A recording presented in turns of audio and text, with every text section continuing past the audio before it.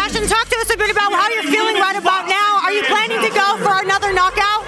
I'm definitely expecting another knockout. I'm feeling great. Probably one of the best counts I ever had. So hopefully that shows in the ring and show everybody that I am who I am. You've been fighting since you were quite young, but to finally get your career to this point, how does that feel for you? It's almost a relief. I feel like, you know, the shoulders a little bit off my pressure. I mean, off my shoulders a little bit. So, like you said, I've been fighting my life finally at this point. So it's amazing and blessed to be here. In a unified title fight, you kind of got the support of Snoop Dogg, man. I know you're from Long Beach, so that has to mean a lot. Yeah, I always, since I was growing up, I had the support of Snoop Dogg. So, but now everybody's starting to see it and embrace it a bit more. So it's dope. It's fire. You're going in there with someone who's very experienced on Saturday night. How excited are you to go in there with someone who's got that experience and being in there with guys who are going to provide you with a very tough fight on Saturday? Yeah, hopefully come out, give me a little challenge this time, more than any other opponent. But I'm definitely excited to fight someone more experienced so I can showcase my skills and, like I said, show everybody who I am. What do you think of Terence Crawford versus Errol Spence, brother? What do you think of how the fight played out? Damn, man. I mean, I was in a way rooting for Errol, but I always been a Crawford fan growing up. I switched up last night, I'm not gonna lie, but I'm glad, you know, Terence did what he did, and I kind of expected it was gonna play out that way. Terence got so many tools in his bag.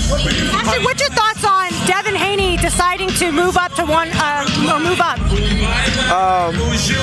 I mean, I feel like it was a pretty smart move because even me trying to fight a lower weight class as I was getting bigger, it just kind of after a while get draining. It's kind of risky. He already took about 3 or 4 or 5 risky fights, so I feel like he solidified himself in the 135 division.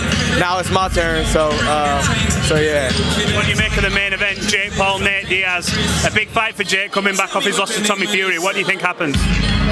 Long as Jake is extremely focused and stay focused in the ring and to listen to his coach, I feel like last fight either he wasn't getting the right instructions or himself wasn't listening fully through. But I think this time he learned from experience from the last fight, so I think he will improve a lot better. You got the cross on the teeth. When did you get that? So when did I get it? Probably about 2 weeks ago. How do you like it? Nah, it's fire. It's fire. Just real quickly, going back to Errol Spence, Terence Crawford, man. Do you want to see a rematch at 154 pounds? I honestly don't, but I wouldn't mind seeing a rematch.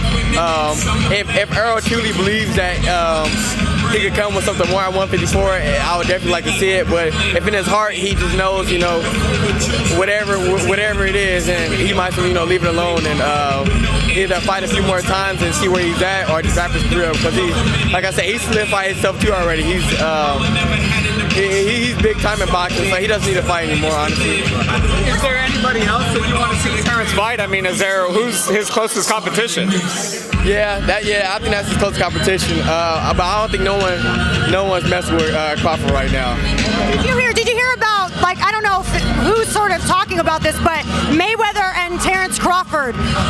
Yeah, I heard something like that. I don't know if one of my friends told me, but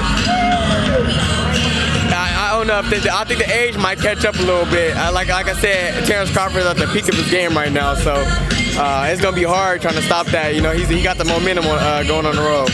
And right now we're starting to see a lot of MMA boxing crossovers. Just your thoughts on Francis Ngannou taking on Tyson Fury? I'm not gonna lie, it's kind of weak, and you know, it kind of plays out the same every time. You know, maybe a few boxers might need to cross over to MMA, but I mean, we might know how that goes. So just everybody stay in their own lane and, you know, be themselves.